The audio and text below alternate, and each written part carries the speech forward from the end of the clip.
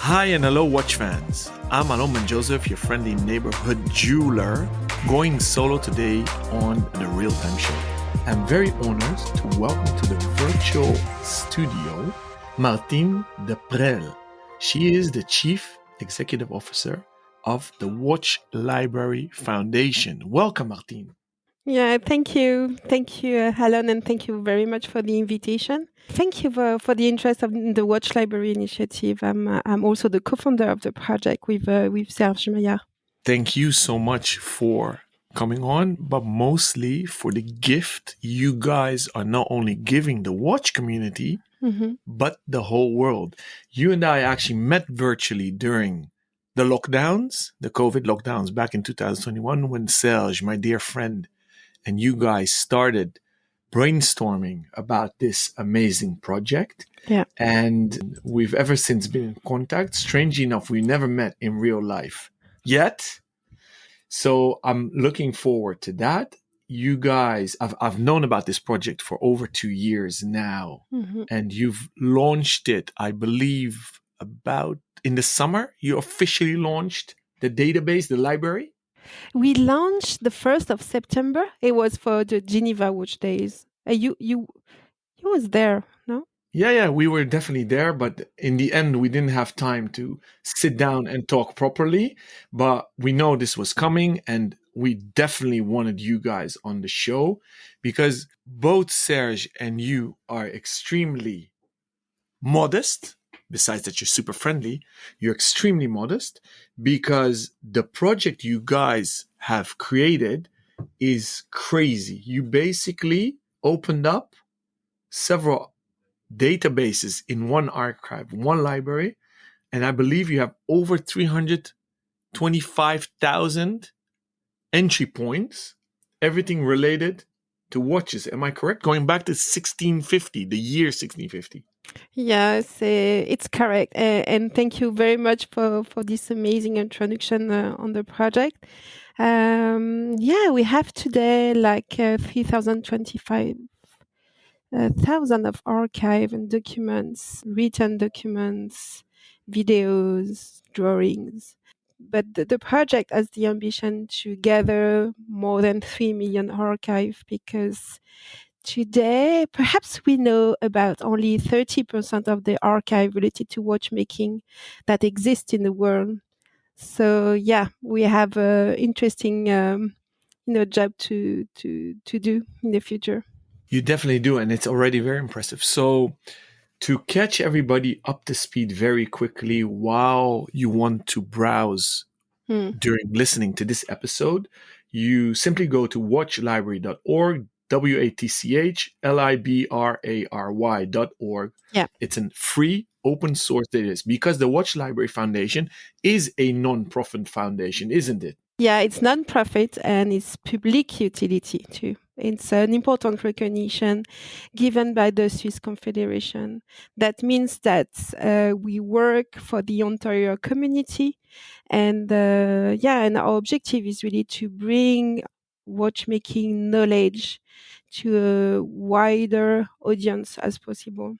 So it's really a platform for everyone. I mean, everyone related to the watchmaking industry, every enthusiast, every expert, non-expert too. It's for everyone because I'm convinced, and we are convinced that thanks to the knowledge, we really participate to foster, let's say, imagination, creativity, innovation in this industry.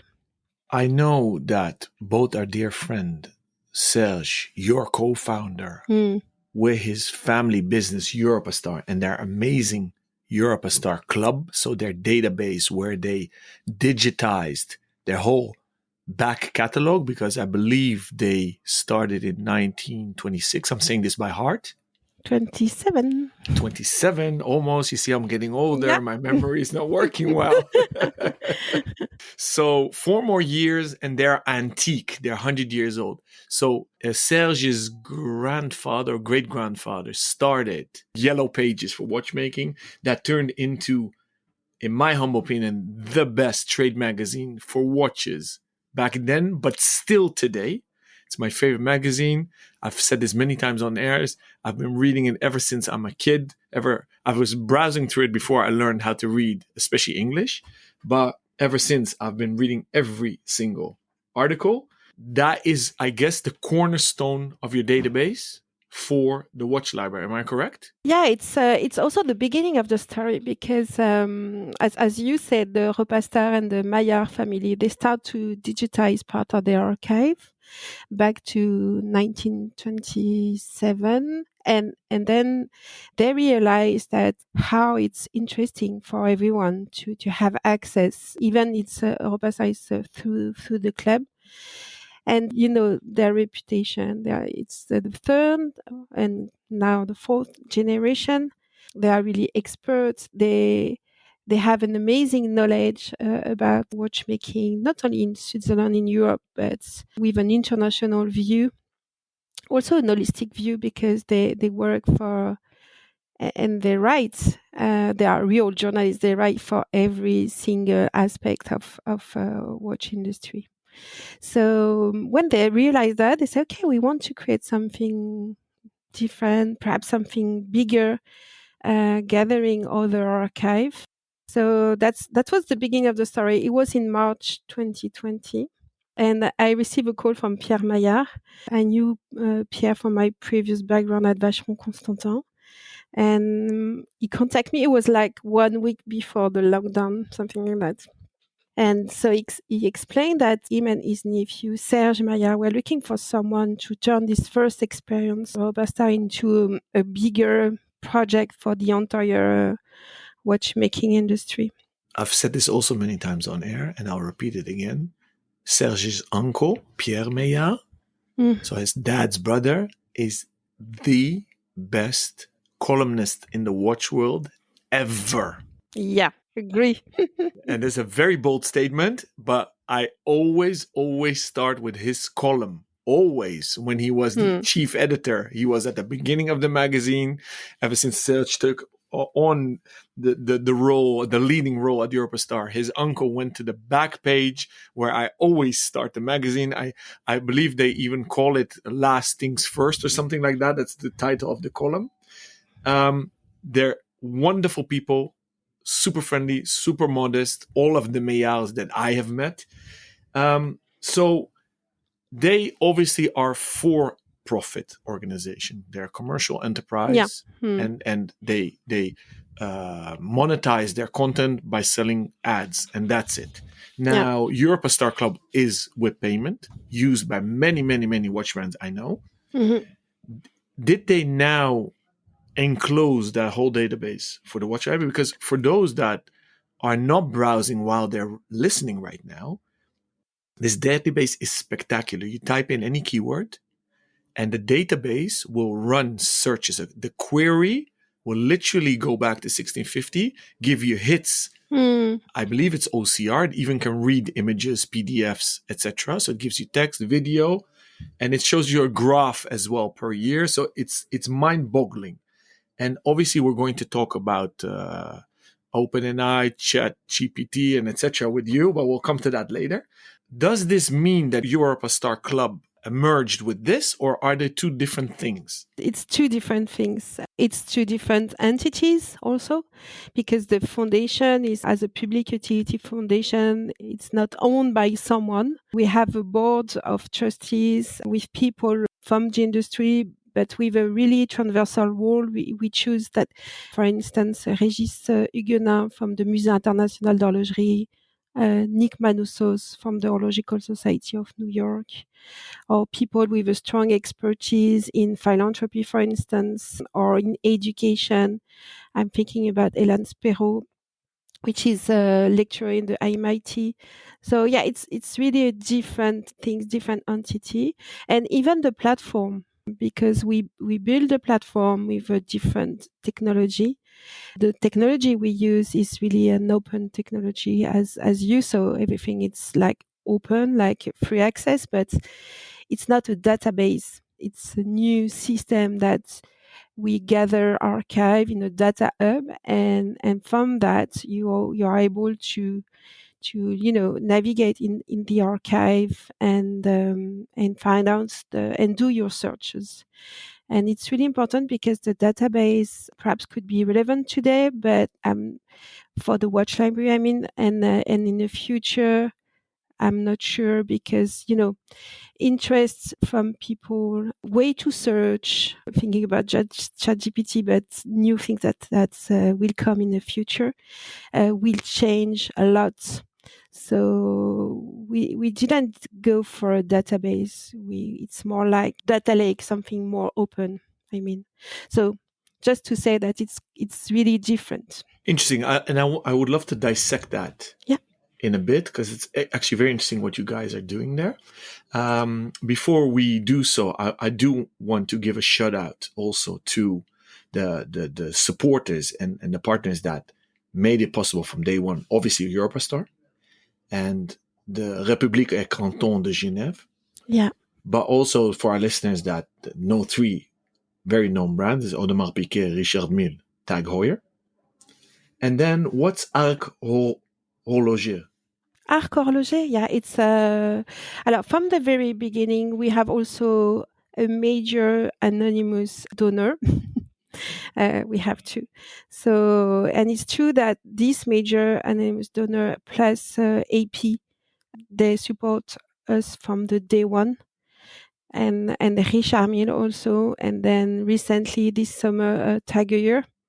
So yeah, that's amazing. It's really like donor that really involved in to preserve the watchmaking heritage, because the role of the foundation, perhaps if I can explain a bit, it's not only to gather archive and build the platform, but it's also to preserve the watchmaking heritage by digitizing phones and archive that there are in Switzerland, in Germany, UK, everywhere in the world. Even for the moment, we are discussing with some interesting people in Asia, because even in Asia, you have amazing watchmaking archive. So yeah, about the mission of the foundation is also to preserve the watchmaking heritage. To answer to your question about the Arc Horloger, is the entity we was responsible for UNESCO recognition. I don't know if you remember, it was in December 2020. The savoir-faire, watchmaking savoir-faire, were listed on the humanity cultural list. It's a way to preserve this watchmaking savoir-faire. So Arc Horloger is the Franco-Swiss entity that presents the candidacy at UNESCO.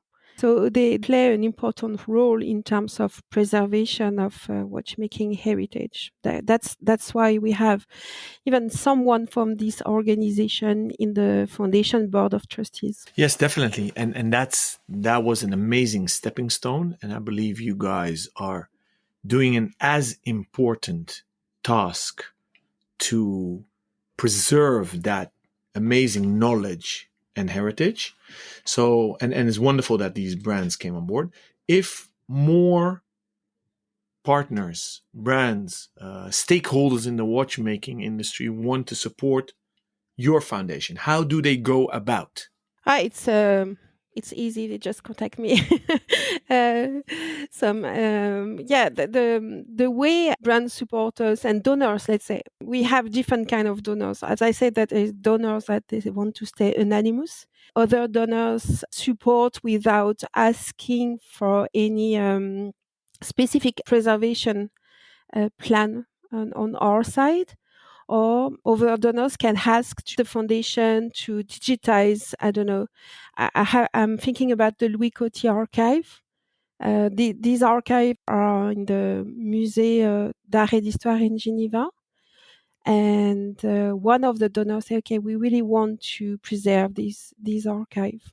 And the way to be a donor with to the foundation and to support the foundation. It's also open. It's really the value of the project. It's based on the collective intelligence and people working together. Some donors can has to be a part of the committee. For instance, I have a person from Audemars Piguet in the digital committee. He's an expert, so it's helped a lot.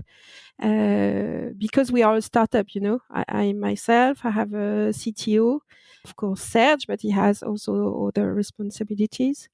So some donors has or support us by sharing expertise too. Can watch collectors even donate a small amount, or is it that you're looking for patrons and big sponsors? At the beginning, I was looking for major donor, patrons, because it was super important to establish the project and to sustain the project in the near future. And now we are opening to even smaller contributor as brand, like independent and small brands, but also to collectors, because we were contacted with amazing collectors, and because they are so interested by archive, by heritage, and they really want to have access to this amazing content, because when we are looking for information on specific pieces from the 70s or specific watchmaker, in the 19th century or 18th century, for instance, you can find this on the platform. So yeah, we are little by little to individuals and collectors. And I assume that if somebody has great ideas, want to help, or maybe donate time and efforts, they can also reach out to the foundation through the contact form on the page, I assume. Yeah, because as I said, it's really what with Serge and the Maya family. Really, at the beginning of the project, we realized that we have the same values. For us, it was important to create this project for the watchmaking community and with the watchmaking community. And I think that it's an ambitious project, really ambitious. I remember when I presented the project. And we presented the project the 1st of September. Someone from the organization, as a partner in terms of content and source, came to me and said, "Yeah, we realized that your project was really ambitious. At the beginning, we were say, okay, we go, we follow, and let's see." They were not really confident, because it was, as you said, it's really ambitious project, but we did it step by step, seriously, and with the help of a community. For me, it's really a game-changing project, because it's a new way to collaborate, and it's really what I love in terms of career and professional aspect. You've already indicated a bit what lies in the future, from 300,000 plus to 3 million. Mm-hmm. What was your biggest obstacle or obstacles to get started? Of course, I think it's the financial aspect, because to do that, we have to invest in digitization to digitize more found. We have to release the second step of the platform, in terms of technology, not only gathering this 3 million plus archive, but also create the user experience that is perfect for that. And also as I said, we are a startup. It's less than a startup. I need to have more people working on a daily basis with me to manage this, because it takes time to really negotiate a partnership with other institutions to bring their archive in the platform. What happened since the launch? It can be positive, it can be negative, that you did not expect. Difficult question. Maybe support from a side that you didn't expect. The usage of the database exceeded your expectations, etc. That kind of trail of thought. It was a guess. So that's really the good point. It was a guess, but we realized that different people with different roles in the community are using the platform. And that's really, really a good point for us. It could be young collectors, I'm thinking about Nicolas Amselem, for instance, from the Rabilleur, or it could be historian, journalist, blogger. It could be people from the marketing too, or PR.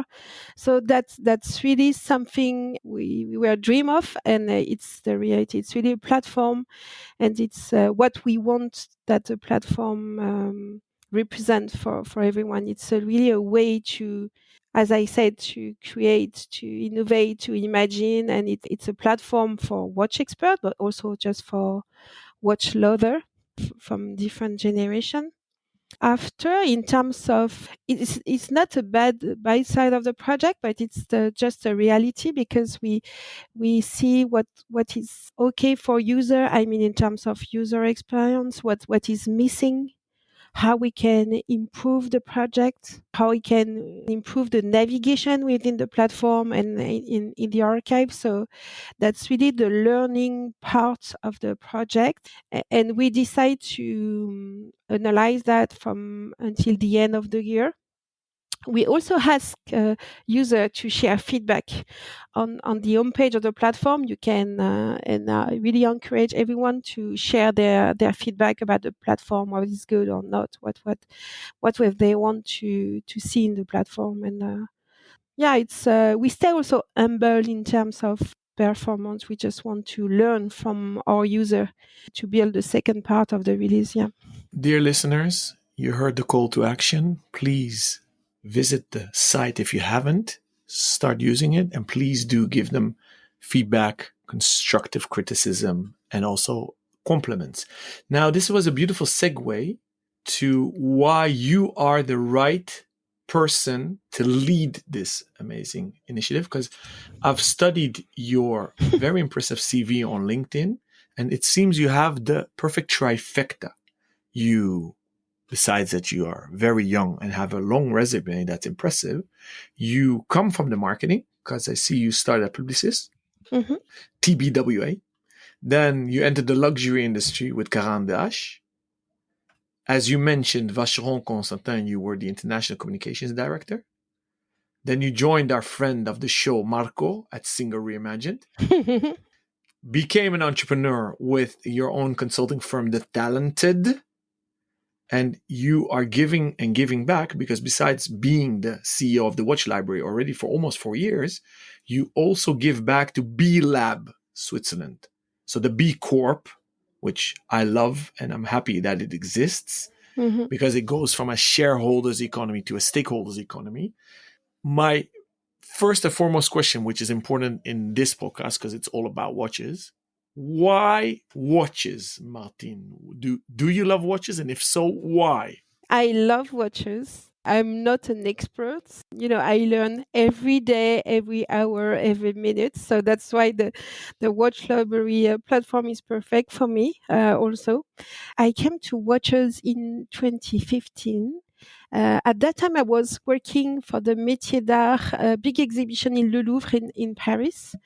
And the headhunter contacted me to say, yeah, that Vacheron Constantin is looking for someone. I think could be a good fit for you because you love métier d'art and craftsmanship. And I born and raised in France, that no doubt with my accent, from a family of craftsmen, designer and artists. So it's really, this, I don't know if it's a knowledge, but it's a sensitivity for savoir-faire and designing creativity that I bring in my job. And yeah, it was the way that I found my way in watchmaking with this love and interest for craftsmanship. So I was lucky enough to start in this amazing manufacturer, really, let's say, heritage brand too, Vacheron Constantin. It was before the launch of before the 2060 anniversary of the brand, and also the relaunch of overseas. I found my place with, even I'm not an expert, as I said, with my sensitivity. In watchmaking, I love a lot of things, but the way also, it's not only about the product. I'm a super fan of chrono from the 70s. So it was a real pleasure to work with Rob Dickinson and Marco Borracino because it's really their inspiration. But I find my way because I love the work of the watchmaker. I also love the creativity, the design, the métier d'art, the savoir-faire, this kind of savoir-faire on watchmaking. So for me, it's like a dream, this industry. And another aspect, and it's also, part of it's a seed for the watch library. It's the community. You said as an introduction that we never met. I don't know why, because I was in Geneva Watch Days as you. I guess you will be at the GPHD. And it's just because I love the community, the way that people interact, the way they share their passion, the way it's like, yeah, it's the passion is it's everything in this industry. Me personally, I don't see people as gender, especially in careers. Okay. I look at energy, passion, talent, Hmm. and every individual is an individual. I am conditioned about that because my mom comes from the old world, was very innovative, always worked, pushed for equality. My dear wife is the same, has her own career, is actually not impressed at all what I do. And we're raising our daughter the same. But we do find there are not enough women in the watchmaking industry. Hmm. And we encounter the same issue with our real time show community, which we have. We have wonderful women in there, but not enough. I so. And guests on the show that are feminine are not enough. We Hmm. have some lined up. What's your take on that? Would you mind sharing your feelings, your views? And we can actually do a search in the watch library when we see women having a more, let me call it a voice in the watch industry, because women have always worked in the watch industry, don't they? With the métier d'art in Soivre, as you said. Yeah, you're right. Thank you for having this sensitivity. A lot of women work in the watch industry for sure. Some are CEO in more perhaps CEO in brands. I mean, which is like a visible position. But there are a lot of women in different side of watchmaking, and a lot of initiative too. I can see that Suzanne, of course, everyone knows Suzanne, is doing something interesting for women. Also, I met an historian, and she does the same to really organize group of women. It's difficult to have a voice. I don't know why. I have a part of my career in car industry, and honestly. It's the same, or perhaps it's more masculine even than compared to watchmaking. And when you look at the history, also you realize that a lot of women are part of the watchmaking history, and watchmaking was really really close to jewelry, as you know. Of course, you're an expert in jewelry too, so I don't know why, and it would be great to to give more voice to women even as collectors. I totally agree. Mm. And what I always emphasize, the first wristwatch, gals and boys, was for women and not men. Yeah. So remember that. Ladies first. But you're totally right. And you just mentioned Suzanne. I mean, I guess you mean Suzanne Wong. Yeah, sorry. Yeah, Yeah, Suzanne Wong. I Yeah. love her. I've Yeah. been twisting her arm for a year to come on the show, which she finally agreed to. So Ah, we're looking for great. a date. I love Elle Piochotto, so she's coming on the show. I've twisted Sophie Furley's arm, Yeah, I love which Sophie. is a Yeah. dear friend, and her husband Keith as well for almost 2 decades. Yeah. She's coming on the show. So we're working on it. Yeah, that's perfect. Feminine CEOs are not that many. We're working on that. Mm-hmm. But we have soon our dear friend that's running, Charles Zuber, coming on. So I love her. Mm-hmm. So we're working on that as well. So thank you for sharing that. Now let's talk a bit about the database, the library, because you don't want to Yeah. use the word database. No. I'm very fascinated by machine learning and artificial intelligence. Yeah. What have you guys used up till now? And what are you planning to use? Are there any algorithms running right now? Alors, no, there is no algorithm because the way algorithm works is they analyze what you are looking for and they push away the same kind of content.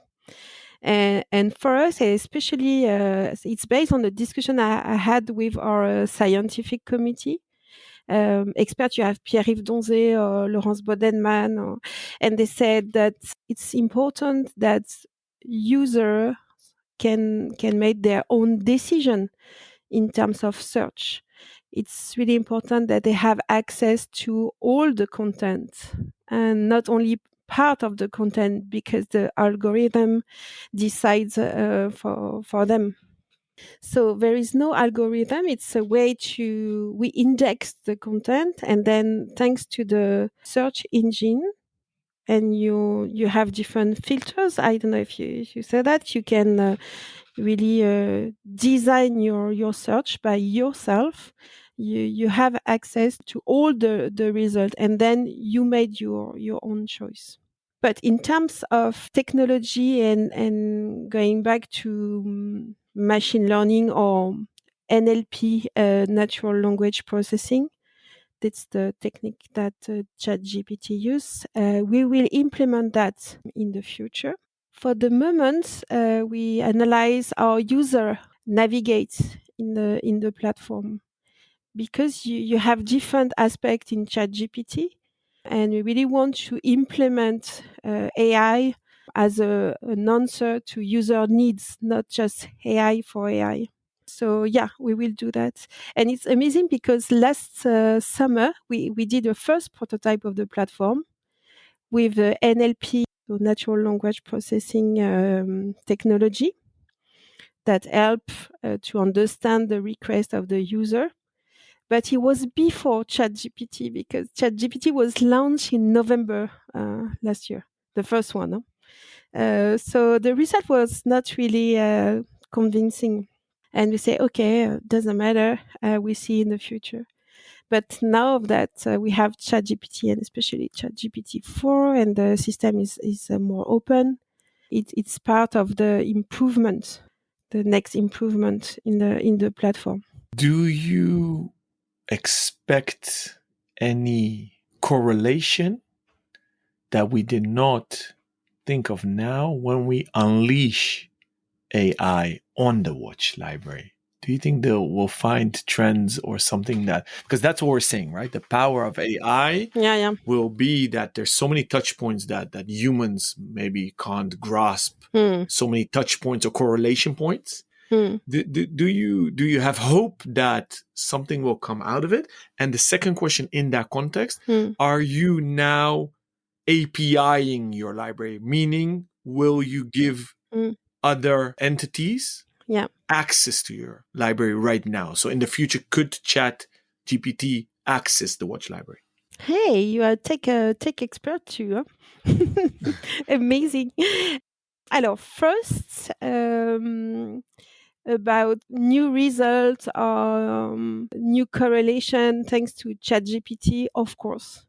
And because even without ChatGPT today, just gathering archives that are usually in different places in the world, often completely forgotten. When you put all this amazing content in one place, you can find new correlation, new stories, new narrative about watchmaking. It's amazing. Of course, with the Chat GPT, we will amplify this phenomenon for sure.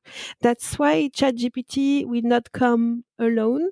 We will also add some data visualization and interactive charts that represent the result. Today, we have introduced kind of a first experience for that. We have a timeline that represents graphically, so in terms of design only, your result. I was happy because Sébastien Vivas from Audemars Piguet is the heritage and museum director of Audemars Piguet. Is an expert in terms of watchmaking history. searches and everything. And he said, I use the timeline and I find new results because it's a new way, to navigate, to enter in the content. And especially because now the platform is really for, experts, collectors, journalists, curators with a background in watchmaking. But little by little, by integrating new archives, perhaps new visual content, we will open the platform, let's say, more B2C, more everyone who like watches. So having this kind of technology to facilitate the search, to represent the results, is key. A tip for our dear listeners: when you search the database, it's actually very sensitive and it sees very high correlation touch points. Mhm. And it seems like it's elastic search. It's nuts, but we hesitate a lot with Elasticsearch. It's not, but you hesitate. Yeah. Okay, so then you fooled me because it seems like Elasticsearch is a very, very, very good search engine. Yeah. And whomever built your infrastructure, kudos to them. And if you want to do a shout out, this is your platform now, Martine. Like any search engine, you can use colons if you use multiple words to Mhm. fine tune your search. Use a plus sign if you use 2 keywords or a batch of keywords. Now, I have some important criticism, Martine. Yeah. I'm disappointed. I Googled your name. I shouldn't use the word Google.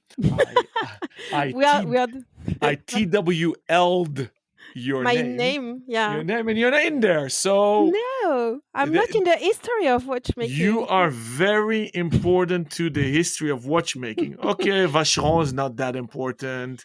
Singer Reimagined is getting important, but the watch library is uber important. So this is my criticism. Whomever is part of the data entry of the content team, Mm. shame on you. I'm going to do a research in 1 month after this episode airs. I'm warning you.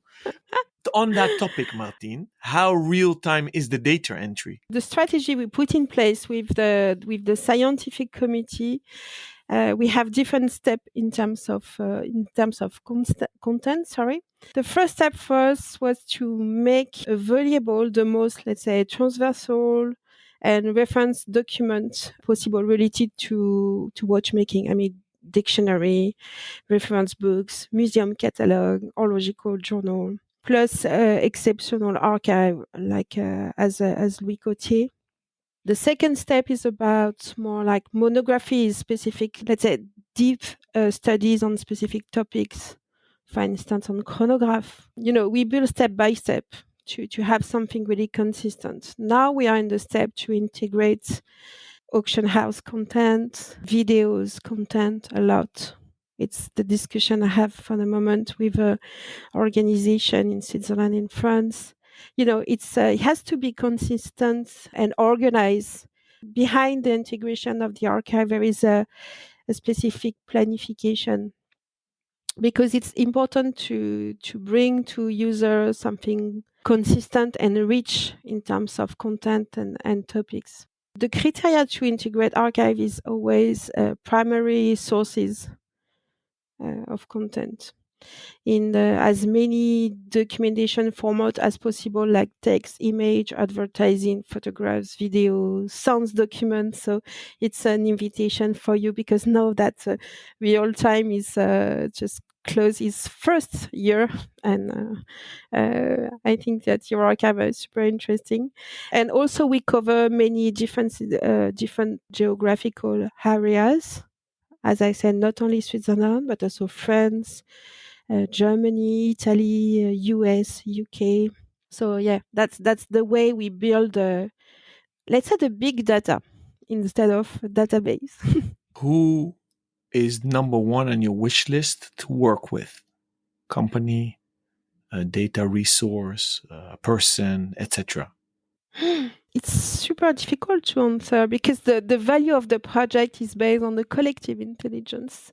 I can't choose only one person, one partner, one content. You're being politically correct and very polite and modest, and I'm putting you on the spot on purpose.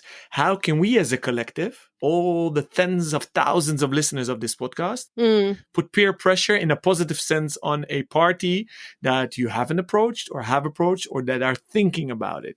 So who could we nudge that you can mention a name and you don't bring confidentiality? Yeah, I think that this project, because it's a non-profit public utility project, is really based on preserving and passing on the watchmaking heritage, has to be supported by all the brands in watchmaking, especially the big players. So what would you need from them besides monetary help? Okay, let's park that. That's obvious because I know how expensive it is to run Mm. databases, libraries, tech companies, because basically you're a tech company.